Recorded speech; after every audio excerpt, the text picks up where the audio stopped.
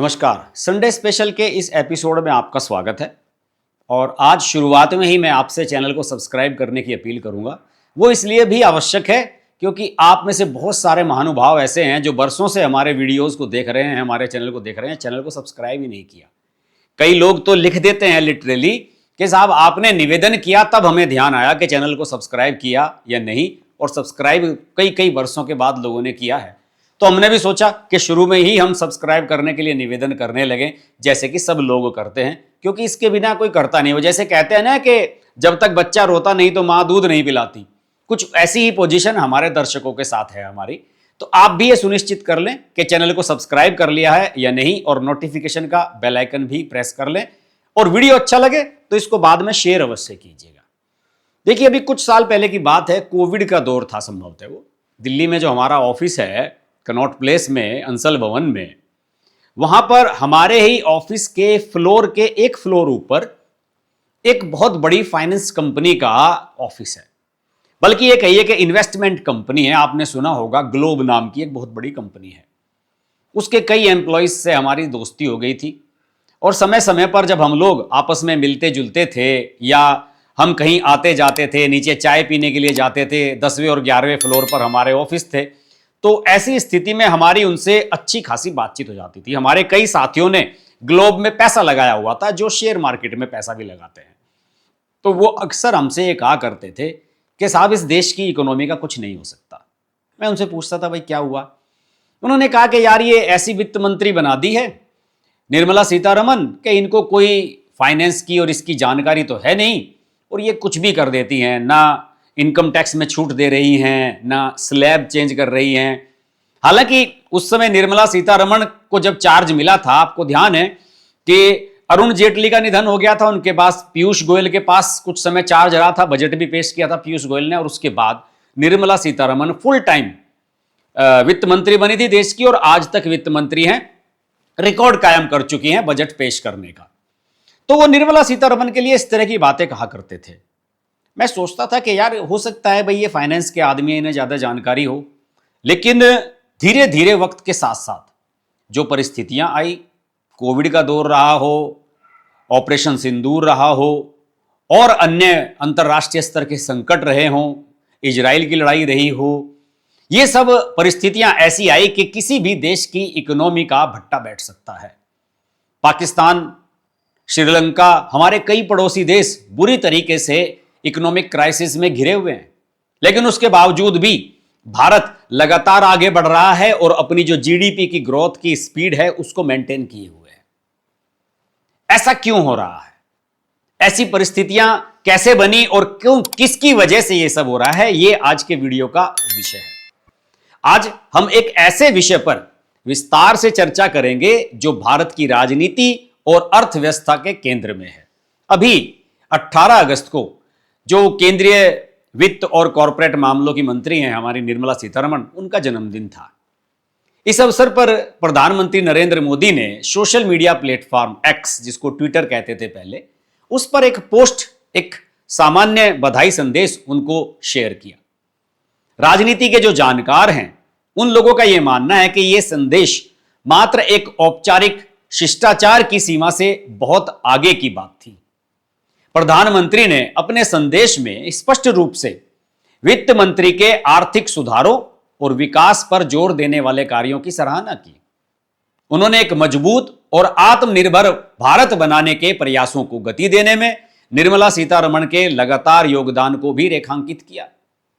वित्त मंत्री ने भी इसके जवाब में कुछ ही मिनट के बाद तुरंत अपनी कृतज्ञता व्यक्त की और प्रधानमंत्री के मार्गदर्शन को अपनी निरंतर प्रेरणा का स्रोत बताया।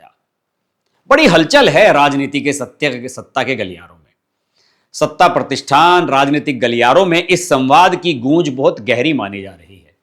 वर्तमान समय में जब भारतीय जनता पार्टी के भीतर संगठनात्मक बदलावों और संभावित केंद्रीय मंत्रिमंडल के व्यापक बदलाव को लेकर के अटकलें लगाई जा रही हैं, प्रधानमंत्री का यह सार्वजनिक संदेश निर्मला सीतारमण के प्रति एक अप्रत्यक्ष लेकिन अत्यंत सुदृढ़ अटूट विश्वास मत के रूप में देखा जा रहा है। यह राजनीतिक समर्थन ऐसे महत्वपूर्ण मोड़ पर आया है जब भारतीय अर्थव्यवस्था कई घरेलू और वैश्विक चुनौतियों के दोराहे पर खड़ी है। वैश्विक स्तर पर पश्चिम एशिया में चल रहे तनावों के कारण आपूर्ति की जो चेन है उसमें व्यवधान आ रहे हैं। विकसित अर्थव्यवस्थाओं से पूंजी की निकासी का दबाव भी बना हुआ है, लेकिन इस सब के बावजूद भारत 7% से अधिक की आर्थिक विकास दर को बनाए रखने का प्रयास कर रहा है। इसके साथ ही घरेलू मोर्चे पर महंगाई या मुद्रास्फीति को नियंत्रित रखने की दोहरी चुनौती भी वित्त मंत्रालय के कंधों पर है। इस जटिल वृहद आर्थिक परिदृश्य के बीच निर्मला सीतारमण देश की सबसे लंबे समय तक सेवा करने वाली पूर्णकालिक महिला वित्त मंत्री बन चुकी हैं। यह कोई छोटी मोटी बात नहीं है। निर्मला सीतारमण का प्रशासनिक महत्व अब केवल वित्त मंत्रालय के मुख्यालय यानी कि नॉर्थ ब्लॉक तक सीमित नहीं रह गया है। न ही उनकी भूमिका केवल वार्षिक बजट पेश करने और राजकोषीय घाटे को प्रबंधित करने की पारंपरिक सीमाओं तक बंधी है। उन्हें लगातार ऐसे रणनीतिक मोर्चे पर सरकार का चेहरा बनाया जा रहा है जो भारत की समग्र विदेश नीति, औद्योगिक विकास और कूटनीतिक आर्थिक गठजोड़ को आकार देते हैं। अंतर्राष्ट्रीय पटल पर उनकी बढ़ती अहमियत का सबसे बड़ा प्रमाण 19 और 20 अगस्त को सिंगापुर में आयोजित चौथे भारत सिंगापुर मंत्री स्तरीय गोलमेज सम्मेलन में उनका रणनीतिक नेतृत्व रहा। एक अभूतपूर्व और कूटनीतिक रूप से महत्वपूर्ण कदम के तहत वित्त मंत्री को एक ऐसे हाईली अधिकार वाले प्राप्त मंत्री स्तरीय प्रतिनिधि मंडल का नेतृत्व करने के लिए चुना गया, जिसमें विदेश मंत्री जयशंकर, वाणिज्य उद्योग मंत्री पीयूष गोयल, इलेक्ट्रॉनिक्स एवं आईटी राज्य मंत्री जितिन प्रसाद जैसे वरिष्ठ और अनुभवी कैबिनेट सहयोगी शामिल थे। यह छोटी मोटी बात नहीं थी और यह एक गोलमेज सम्मेलन था। इस गोलमेज सम्मेलन में 6 प्रमुख रणनीतिक स्तंभों पर चर्चा हुई। इनमें उन्नत विनिर्माण, कनेक्टिविटी, डिजिटलीकरण, स्वास्थ्य सेवा, चिकित्सा, कौशल विकास और स्थिरता, स्टेबिलिटी, ये सब शामिल थे। इन द्विपक्षीय चर्चाओं का नेतृत्व वित्त मंत्री द्वारा किया जाना इस बात का संकेत है कि भारत सरकार अपनी कूटनीति को सीधे तौर पर आर्थिक निवेश और तकनीकी सहयोग के साथ जोड़ रही है। आपको बता दें कि सिंगापुर वित्तीय वर्ष 2026 में $19.8 बिलियन के प्रवाह के साथ भारत में प्रत्यक्ष विदेशी निवेश या एफडीआई का सबसे बड़ा स्रोत रहा है। अप्रैल 2000 से अब मार्च 2026 तक भारत के कुल एफडीआई अंतर्वाह जो इन आया है यहां पर, उसमें सिंगापुर की हिस्सेदारी 24.72% रही है, जो कि 194.68 बिलियन डॉलर बैठती है।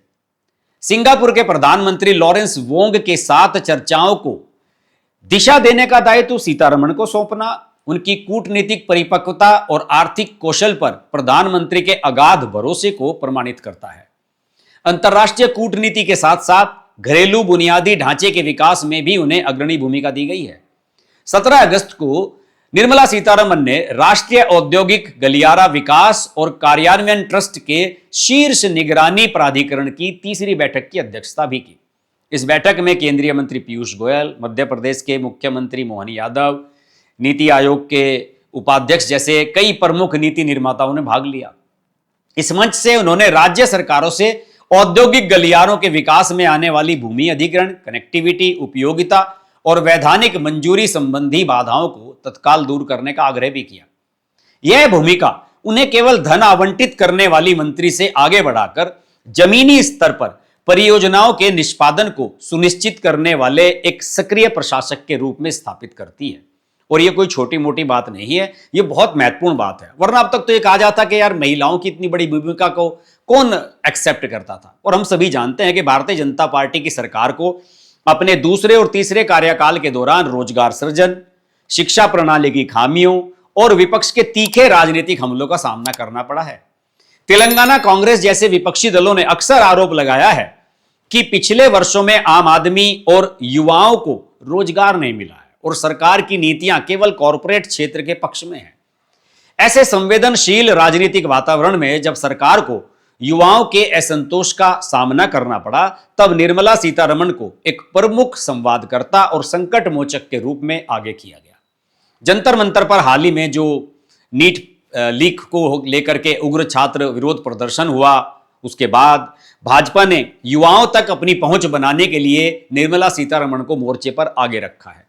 उन्होंने अत्यधिक परिपक्वता के साथ स्थिति को संभाला एक और जहां उन्होंने सरकार का दृढ़ता से बचाव करते हुए इस बात का खंडन किया कि सरकार ने कभी भी पेपर लीक पर विरोध प्रदर्शनों को रोकने का प्रयास किया, वहीं दूसरी ओर उन्होंने शिक्षा प्रणाली में मौजूदा गहरे संरचनात्मक दोषों को सार्वजनिक रूप से स्वीकार करने का असाधारण राजनीतिक साहस भी दिखाया। उन्होंने एक इंटरव्यू में यह बात खुलेआम स्पष्ट रूप से स्वीकार की। एक बड़े इंटरव्यू में एक बड़े अखबार के लिए उन्होंने इस बात को स्पष्ट रूप से स्वीकार किया कि वर्तमान विश्वविद्यालय की जो डिग्रियां हैं वो सीधे तौर पर युवाओं को रोजगार के लिए तैयार नहीं करती हैं। उनका यह बयान कि विश्वविद्यालय के पाठ्यक्रम केवल आपको एक प्रमाण पत्र देते हैं, लेकिन एमए के बाद भी आपको कौशल की आवश्यकता होती है, भारत के सामने खड़ी वास्तविक चुनौती की एक ईमानदार स्वीकारोक्ति है। युवाओं के साथ इस जुड़ाव को उन्होंने अपने मंत्रालय के कार्यों में भी गहराई से एकीकृत किया है। सार्वजनिक क्षेत्र के बैंकों के 12 प्रमुखों के साथ अपनी हालिया बैठकों में उन्होंने स्पष्ट निर्देश दिया कि बैंकिंग संस्थानों को युवाओं के दृष्टिकोण से अपना आकर्षण बढ़ाना होगा। उन्होंने यह भी रेखांकित किया कि स्मार्टफोन के युग में पले बढ़े युवाओं के लिए तकनीक एक जन्मजात कौशल है और वे उम्मीद करते हैं कि बैंकिंग सेवाएं सरल, व्यक्तिगत और 24 घंटे उपलब्ध हों।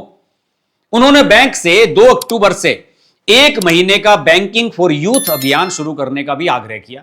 इसका उद्देश्य 16 वर्ष और उससे अधिक आयु के युवा नागरिकों को लक्षित करना है और यह पहल केवल खाते खोलने तक सीमित नहीं है, बल्कि शिक्षा, रोजगार और उद्यमिता के माध्यम से एक स्थायी संबंध स्थापित करने पर केंद्रित है।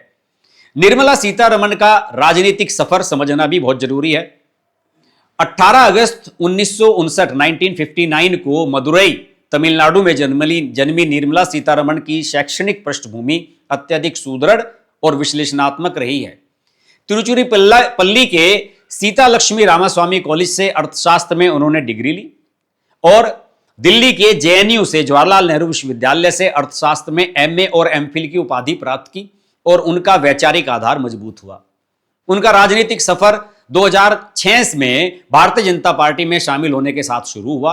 20 साल हो चुके हैं। उनकी स्पष्टवादिता के कारण 2010 में उन्हें पार्टी की राष्ट्रीय प्रवक्ता नियुक्त किया गया। 2014 में वह वाणिज्य और उद्योग मंत्रालय का दायित्व संभालते हुए केंद्र सरकार में आई और 2017 में वह भारत की पहली पूर्णकालिक महिला रक्षा मंत्री भी बनी। इसके बाद 31 मई 2019 को उन्होंने भारत की पहली पूर्णकालिक महिला वित्त मंत्री के रूप में कार्यभार संभाला। अरुण जेटली जैसे दिग्गज राजनेता के बाद यह जिम्मेदारी संभालना एक चुनौतीपूर्ण कार्य था, क्योंकि जेटली जी ने जीएसटी और डिमोनेटाइजेशन जैसे बड़े सुधारों की नींव रखी थी। सीतारमण ने हाल ही में अपना लगातार 8वां केंद्रीय बजट पेश कर भी इतिहास रच दिया है। इससे पहले पूर्व प्रधानमंत्री मोरारजी देसाई ने लगातार बजट पेश किए थे जब वो वित्त मंत्री रहे थे और एक ऐतिहासिक रिकॉर्ड कायम किया था। फोर्ब्स की विश्व की 100 सबसे शक्तिशाली महिलाओं की सूची में उन्हें 2022 में 26वां और 2023 में 32वां स्थान प्राप्त हुआ। फॉर्च्यून ने भी उन्हें भारत की सबसे शक्तिशाली महिला के रूप में मान्यता दी है। 2019 में भारत में ट्विटर पर सबसे अधिक मेंशन किए जाने वाले राजनीतिक हैंडल्स में महिलाओं की श्रेणी में वह शीर्ष नेताओं में शामिल थी। ये आप सोच रहे होंगे कि ये तो केवल आंकड़े हैं। ये आंकड़े सच्चाई बताते हैं और ये भी बताते हैं कि निर्मला सीतारमण किस कैलिबर की नेता हैं। निर्मला सीतारमण की प्रशासनिक सफलता का सबसे बड़ा कारण प्रधानमंत्री मोदी के दीर्घकालिक दृष्टिकोण, जिसे पार्टी सेवा और समर्पण का नाम देती है, उसके साथ पूर्ण तालमेल है। प्रधानमंत्री मोदी के भ्रष्टाचार मुक्त प्रशासन और गरीबों के उत्थान के मॉडल में सीतारमण एक अत्यंत विश्वसनीय सिस्टम आर्किटेक्ट के रूप में कार्य करती हैं। राजनीतिक विश्लेषकों का मानना है कि प्रधानमंत्री मोदी एक ऐसे सहयोगी को प्राथमिकता देते हैं जो नीतिगत निर्देशों का बिना किसी व्यक्तिगत राजनीतिक एजेंडे के पालन करे। सीतारमण, जिनका अपना कोई स्वतंत्र वोट बैंक नहीं है, मोदी सरकार के आर्थिक निर्णयों की राजनीतिक जिम्मेदारी और आलोचना को अपने कंधों पर लेने के लिए एक अभेद्य ढाल का काम करती हैं। 2020 में जब बजट की आलोचना हुई थी और यह अफवाह फैली थी कि उद्योग जगत प्रधानमंत्री के साथ सीधे संवाद कर रहा है, तब उस धारणा को समय ने गलत साबित कर दिया। निर्मला सीतारमण के सामने बहुत सारे चैलेंजेस आए। उनके कार्यकाल की सबसे ऐतिहासिक विरासत भारतीय बैंकिंग क्षेत्र, विशेषकर सार्वजनिक क्षेत्र के बैंकों का संपूर्ण कायाकल्प है। वित्त मंत्री ने स्वयं स्पष्ट किया है कि कैसे पहले की जो कांग्रेस के नेतृत्व वाली यूपीए की सरकार थी उसके दौरान भारतीय बैंकिंग क्षेत्र खराब ऋण, भ्रष्टाचार और कुप्रबंधन का एक गटर बन गए थे। इस संकट का मूल फोन बैंकिंग की उस संस्कृति में छिपा था जहां नेताओं के दबाव में अयोग्य व्यवसायों को बिना जांच के भारी कर्ज बांटे गए थे। 2014 के बाद जब एसेट क्वालिटी रिव्यू हुआ तो छिपे हुए एनपीए सामने आए। मार्च 2018 में बैंकों का सकल एनपीए 14.6% यानी कि लगभग 8.96 लाख करोड़ रुपए के सर्वकालिक उच्च स्तर पर पहुंच गया था। इस पतन को रोकने के लिए सीतारमण के नेतृत्व में वित्त मंत्रालय ने 4R रणनीति लागू की। इसके तहत खराब ऋणों को पारदर्शी पहचान की गई। इंसॉल्वेंसी और बैंक्रप्सी कोड यानी कि आईबीसी का उपयोग करके समाधान और वसूली की गई। बैंकों में नई पूंजी डाली गई और नेतृत्व में सुधार किए गए। सीतारमण ने EZ30 के तहत स्मार्ट तकनीक सक्षम बैंकिंग की शुरुआत की। इसके परिणाम आज सबके सामने हैं। 2014 से 2023 के बीच बैंकों ने खराब ऋणों से 10 लाख करोड़ रुपए से अधिक की वसूली की है। ईडी ने 1105 बैंक धोखाधड़ी मामलों की जांच की है, जिसमें 64,920 करोड़ रुपए की अपराध की आय को कुर्क किया गया। आज सार्वजनिक क्षेत्र के बैंकों का सकल एनपीए घटकर 1.93% के निचले स्तर पर आ गया है। इतना ही नहीं, वित्तीय वर्ष 2026 में इन बैंकों का कुल शुद्ध लाभ 1.98 लाख करोड़ रुपए से ऐतिहासिक सर्वकालिक उच्च स्तर पर पहुंच गया है। और आर्थिक सर्वेक्षण के अनुसार आईबीसी के तहत लेनदारों ने 3,99,000 करोड़ रुपए की वसूली की है, जो व्यवसायों के उचित मूल्य का 94% है। कर सुधारों के मोर्चे पर भी सीतारमण ने ऐतिहासिक कदम उठाए हैं। सितंबर 2019 में वैश्विक निवेश को भारत की ओर मोड़ने और मेक इन इंडिया को बढ़ावा देने के लिए उन्होंने कॉरपोरेट कर की आधार दर को घटाकर 25% कर दिया। यह दर 400 करोड़ रुपए तक का कारोबार करने वाली कंपनियों पर लागू की गई, जिससे 19.3% कंपनियां इसके दायरे में आ गई। विपक्ष ने इसे कॉरपोरेट के पक्ष में बताया, लेकिन इसके पीछे की सोच स्पष्ट थी कि भारतीय टैक्स दरें वैश्विक दरों के अनुरूप होनी चाहिए। इसके साथ ही व्यक्तिगत आयकर दरों में कोई वृद्धि नहीं की गई, जो मध्यम वर्ग के लिए राहत रही। बिना दरें बढ़ाए भी 2019 के बाद से आयकर संग्रह में, इनकम टैक्स संग्रह में औसतन 16.7% का वार्षिक वृद्धि दर्ज की गई है। जीएसटी संग्रह, जो उनके मंत्री बनने से पहले 1 लाख करोड़ रुपए से कम था, अब 1.7 लाख करोड़ रुपए प्रति माह को पार कर गया है। उन्होंने फेसलेस ई असेसमेंट योजना लागू की, जिससे करदाताओं का उत्पीड़न रुका। पैन और आधार कार्ड की इंटरचेंजेबिलिटी की सुविधा दी गई ताकि रिटर्न दाखिल करना आसान हो सके। ये बहुत बड़े बदलाव हैं जिन्हें आम जनता नहीं समझती है। अर्थव्यवस्था को गति देने के लिए उन्होंने पूंजीगत व्यय यानी कि कैपेक्स पर भारी जोर दिया। वित्तीय वर्ष 2024-25 के बजट में बुनियादी ढांचे के निर्माण के लिए 11.11 लाख करोड़ रुपए का आवंटन किया गया है, जो जीडीपी का 3.4% है। यह स्वतंत्र भारत के इतिहास में बुनियादी ढांचे पर सबसे बड़ा जोर है। मई 2019 में कार्यभार संभालने के कुछ ही महीनों बाद वित्त मंत्री को कोविड-19 महामारी के संकट का सामना करना पड़ा। मई 2020 में उन्होंने आत्मनिर्भर भारत अभियान के तहत 29.88 लाख करोड़ रुपए, जो कि जीडीपी का लगभग 15% था, उसके प्रोत्साहन पैकेज की घोषणा की।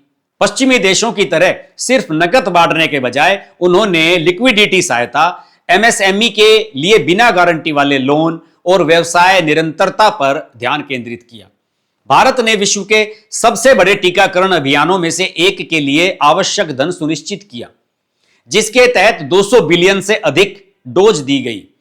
आज जब दुनिया मुद्रास्फीति और मंदी से जूझ रही है, तब भी भारत की जीडीपी विकास दर 7% से ऊपर बनी हुई है। चालू खाता घाटा 1% के सुरक्षित स्तर से नीचे है और भारत पर्याप्त विदेशी मुद्रा भंडार से सुसज्जित है। जमीनी स्तर पर भी उनका काम बड़े स्तर पर बोल रहा है। ग्रामीण क्षेत्रों में छोटे कारोबारियों में उनकी क्षमता को बढ़ाने के लिए, उनकी संख्या को बढ़ाने के लिए लगातार काम किए जा रहे हैं और खासतौर से हमारा देश कृषि प्रधान देश है। यहां पर कृषि ऋण वित्त वर्ष 2014-15 के 8.45 लाख करोड़ रुपए से 2.5 गुना बढ़कर वित्त वर्ष 2022-23 में 21.55 लाख करोड़ रुपए हो गया है। किसान क्रेडिट योजना के तहत 7.36 करोड़ से अधिक चालू खाते हैं। वित्त मंत्री ने बैंकों को स्पष्ट निर्देश दिया है कि प्राथमिकता प्राप्त क्षेत्र ऋण को केवल संख्यात्मक लक्ष्यों के रूप में ना देखा जाए, बल्कि ऋण वास्तव में किसानों और एमएसएमई के लिए उत्पादक होना चाहिए। एमएसएमई के लिए क्रेडिट असेसमेंट मॉडल योजना लॉन्च की गई है, जिससे सिर्फ 8 महीनों में 41.5 हजार करोड़ रुपए से अधिक के ऋण स्वीकृत किए गए हैं। प्रधानमंत्री जन धन योजना के तहत 55.02 करोड़ खाते खोले गए हैं। आप सोच रहे होंगे मैं कितने सारे रिकॉर्ड दे रहा हूं। देखिए, निर्मला सीतारमण के कार्यकाल का सबसे बड़ा सबक यह है कि अर्थव्यवस्था में संरचनात्मक सुधारों को अल्पकालिक राजनीतिक लाभ पर प्राथमिकता दी गई है। यूपीए के एनपीए संकट को छिपाने के बजाय उसे उजागर करके सुधार करना उनके राजनीतिक साहस का प्रमाण है। उन्होंने भारतीय अर्थव्यवस्था को न केवल स्थिर रखा है, बल्कि इसे दुनिया की सबसे तेजी से बढ़ती प्रमुख अर्थव्यवस्था बनाए रखा है। 11.11 लाख करोड़ रुपए के रिकॉर्ड पूंजीगत व्यय और एक स्वस्थ बैंकिंग प्रणाली के माध्यम से उन्होंने 2047 तक भारत को एक विकसित राष्ट्र बनाने के प्रधानमंत्री मोदी के संकल्प की मजबूत नींव रखी है। प्रधानमंत्री का उन पर यह विश्वास इसी अथक सेवा और भारत की आर्थिक संप्रभुता को अजेय बनाने के उनके प्रयासों का प्रतिफल है। तो मुझे लगा कि निर्मला सीतारमण को थोड़ा सा अंडरलाइन किया जाता है, उनके बारे में लोग ज्यादा चर्चा नहीं करते। अमित शाह, इन सब के बारे में रोजाना चर्चा होती है, तो निर्मला सीतारमण के पहलू को भी सामने रखा जाना चाहिए। आशा करता हूं कि संडे स्पेशल का यह एपिसोड आपको पसंद आएगा, और अगर ये एपिसोड पसंद आए तो इसको अपने दोस्तों के साथ फॉरवर्ड कीजिए, शेयर कीजिए और वीडियो को लाइक करना ना भूलें। अगले सप्ताह आपसे फिर मुलाकात होगी, तब तक के लिए नमस्कार। अगर आपको हमारी वीडियो पसंद आई तो वीडियो को लाइक करें, चैनल को सब्सक्राइब करें और नोटिफिकेशंस के लिए बेल आइकन को प्रेस करें।